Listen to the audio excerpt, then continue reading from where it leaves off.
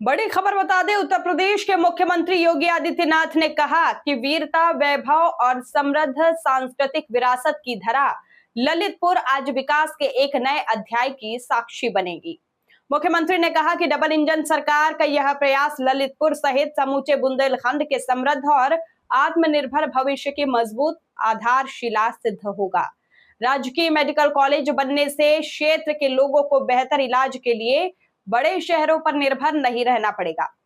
इन 221 परियोजनाओं में सड़क, बिजली, पानी, शिक्षा और स्वास्थ्य से जुड़े कार्य शामिल हैं, जो सीधे आमजन के जीवन स्तर को उठाएंगे।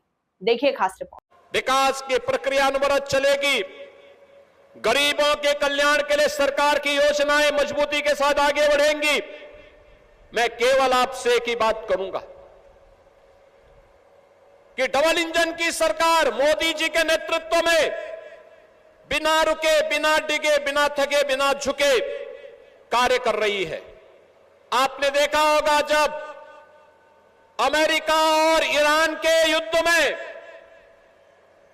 पूरी दुनिया के अंदर ईंधन की आपूर्ति बाधित हुई, पूरी दुनिया तबाह हुई। अमेरिका जैसी ताकतवर देश भी किम कर्तव्य विमूढ़ की स्थिति में था, तब मोदी जी के नेतृत्व में भारत के अंदर ऊर्जा संकट न पैदा हो, इसके लिए कार्य किया गया। जनता को राहत देने का कार्य किया गया। महंगाई बढ़ने से रोकी गई। दुनिया के अंदर किसी देश में नहीं हो पाया, भारत ने किया है। भारत तेजी के साथ आगे बढ़ रहा है। आपने देखा होगा अभी दुनिया के अंदर G7 की बैठक में मोदी जी गए थे। स्लोवाकिया ने उन्हें अपना देश का सर्वोच्च सम्मान दिया। दुनिया के अंदर अब तक 33 से अधिक देश हैं जिन्होंने अपने देश का सर्वोच्च सम्मान प्रधानमंत्री मोदी जी को दिया।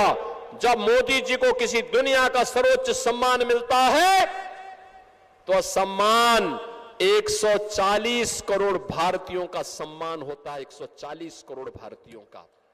और उस सम्मान के साथ पूरा देश गौरव के साथ अपने प्रधानमंत्री पर गौरव की अनुभूति करता है। और उसी गौरव की अनुभूति कराने के लिए आज मुझे आपके बीच में इन योजनाओं की सौगात देने, ललितपुर के समग्र विकास के कार्यक्रमों को आगे बढ़ाने,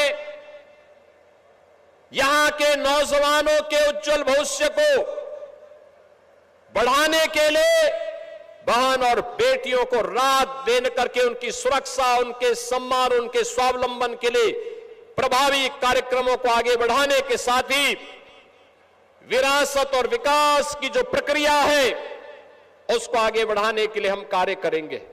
और इसी विश्वास के साथ आज मुझे ललितपुर में आने का अवसर प्राप्त हुआ। अब तो यहां पर विकास की योजनाएं, वर्षों से लंबित सिंचाई की परियोजनाओं को तेजी के साथ आगे बढ़ाने का काम किया गया है।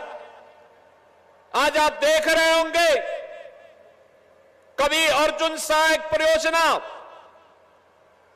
कई दशकों से लंबित थी, आज पूरी हो गई। रतौली बांध, बावनी बांध, कसनौदा बांध, मझगावा और चिल्ली स्प्रिंकलर सिंचाई परियोजनाओं ने आज बुंदेलखंड के अन्नदाता किसानों की किस्मत को बदला है।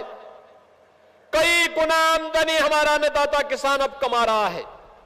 याद करना, जब हम समग्र विकास की बात करते हैं तो मैं एक बात साफ कह देना चाहता हूं बहन और भाइयों, विकास का कोई विकल्प नहीं हो सकता। विकास ही हम सबके जीवन में परिवर्तन लाएगा और उस विकास का भाग समाज के प्रत्येक तबके को बनाना पड़ेगा। हर नौजवान को, हर अन्नदाता किसान को, हर कारीगर को, हर हस्तशिल्पी को और हर व्यापारी को इसके साथ जोड़ना पड़ेगा। हर बेटी को जोड़ना पड़ेगा, हर बहन को विकास की योजना के साथ जोड़ना पड़ेगा। तब कई गुना विकास होगा, तब किस्मत बदलेगी, तब समृद्धि आपके घर में आएगी, आपके जनपद में आएगी। और यही तो डबल इंजन सरकार ने किया। यही भारतीय जनता पार्टी की डबल इंजन सरकार ने यही किया। आप सोचो आज ही हम 1,500 करोड़ से अधिक की परियोजनाओं का यहां लोकार्पण और शिलान्यास कर रहे हैं। मैं दावे के साथ कह सकता हूं कि 1,500 करोड़ रुपए की इन परियोजनाओं को जो सौगात आज अकेले ललितपुर को मिल रही है, इसमें बल्क ड्रग पार्क नहीं है जो फार्मा पार्क हम बनाने जा रहे हैं, उसको नहीं जोड़ा है। मेडिकल कॉलेज का भी हम एक और बार भव्य आयोजन करने जा रहे हैं। प्रारंभ हमने किया है, लेकिन वहां का निरीक्षण करके वहां के छात्रों के साथ संवाद बनाते हुए, और मुझे यह भी देखना है कि ललितपुर के लोग कितना लाभ ले रहे हैं इस योजना के माध्यम से। इन सभी पर कार्य करते हुए हम आगे बढ़ेंगे। आज ललितपुर बदल चुका है। कभी एक कोने में उपेक्षित सा पड़ा ललितपुर पिछली सरकारों की उपेक्षा का दंश तो झेलता ही था। विकास की योजनाओं से कोसों दूर कोई पुरसा हाल नहीं था, न सड़क, न बिजली, और माताओं और बहनों को तो अपना पूरी जिंदगी मिट्टी के घड़े में पानी ढोते ढोते ही व्यतीत हो जाता था। खेती के लिए पानी होने के बावजूद सिंचाई की सुविधा नहीं थी, गरीब के लिए आवास की सुविधा नहीं थी, किसी भी प्रकार की सुविधा नहीं, न शिक्षा की व्यवस्था, न स्वास्थ्य की व्यवस्था, न विकास की कोई परियोजना आगे बढ़ पा रही थी, और यहां के संसाधनों में लूट होती थी। लूट, संसाधन यहां का, वन संपदा यहां की, चंद मुट्ठी भर लोग उसको लूट करके काटते थे, तस्करी करते थे। संसाधन पर ललितपुर की जनता जनार्दन का अधिकार, चंद मुट्ठी भर लोग अवैध खनन के कार्य में लिप्त होकर के व्यवस्था